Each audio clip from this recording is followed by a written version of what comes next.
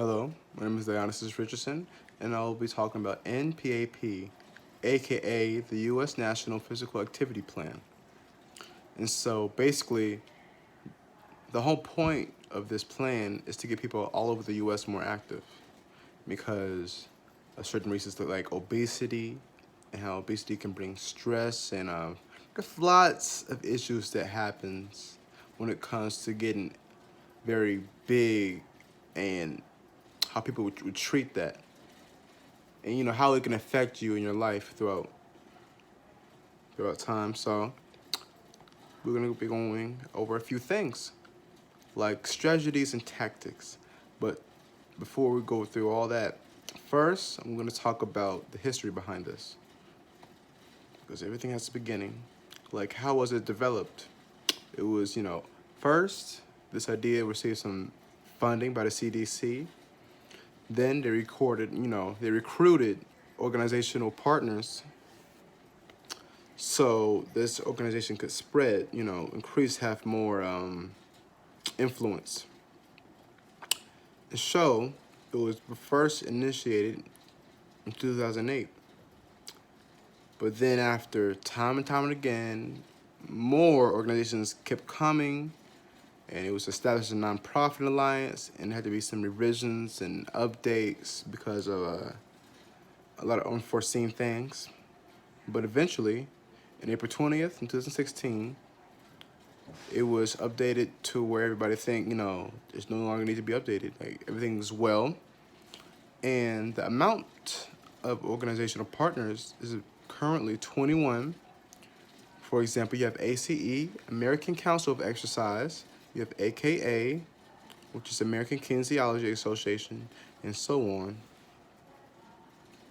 Okay, so now we're going to be talking about the overarching priorities, like to establish a comprehensive surveillance system, to develop and disseminate a national physical activity report card. And there's basically about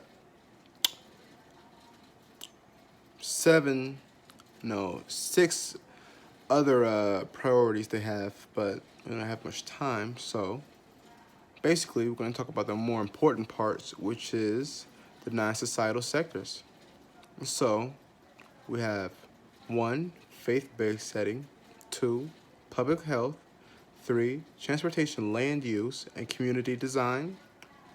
You got 4, sport, 5, healthcare, 6, mass media, 7, business and industry, 8, education, and finally 9, community recreation, fitness, and parks. And so let's have a brief explanation about each of these. So for business and industry, you have, healthy people are an asset to successful business endeavors.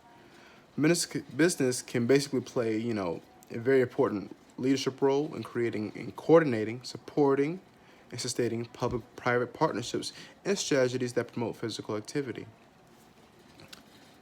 And if you want to have an example of a tactic that the business would have, would be to conduct periodic work-site based health screenings. This basically measures, an employee's fitness and, how active they are in their life to make sure if they need, any help or push or anything that could get them much more healthier on the physical side of things. So, next, we are going to be going on community recreation, fitness, and parks. This sector can help everyone incorporate enjoyable and meaningful leisure time and physical activity into their daily lives through strategies to provide better access to and education about available parks and recreation sources. Interesting fact, 30% of U.S. adults engage in physical activity at a park compared to 21% at an indoor gym. Because, the parks are free, of course, and, you can always go there. The gym's going to cost lots of money. It's a lot of time. It's very time-consuming. And, basically, there's a lot of parks that's just close to in people's houses. Or you can just walk outside. So, next we're going to talk about education. School-based personnel and education decision makers can significantly affect the development and delivery of physical education and physical activity programs. So let's have an example. Like, let me say this. adopt standards ensuring that children in after school, holiday and vacation programs engage in physical activity for 60 minutes per day. A lot of cardio, like, the whole, let's say, children from time to time can run around the field, do supersize like they did in basketball, or just jog, you know. Just basically get the whole class involved. And so next we'll be talking about a faith-based setting, which is in organizations that promote community service, outreach, and volunteerism. It's pretty self-explanatory. So if I had to find an example, it will be to encourage faith around people, so they can, in more detail, to help them. You have to help them establish goals, choose programs, which one is better suited for them, and to evaluate outcomes. And so the next one we'll be talking about healthcare, which is it's pretty self-explanatory. To increase the priority of physical activity assessment, advice, and promotion. To eat healthy. Pick on eating, eat to encourage better eating habits. They do a lot of things. Next, we have mass media. This sector can increase awareness and influence attitudes and beliefs, because everybody's always on their phones or in technology.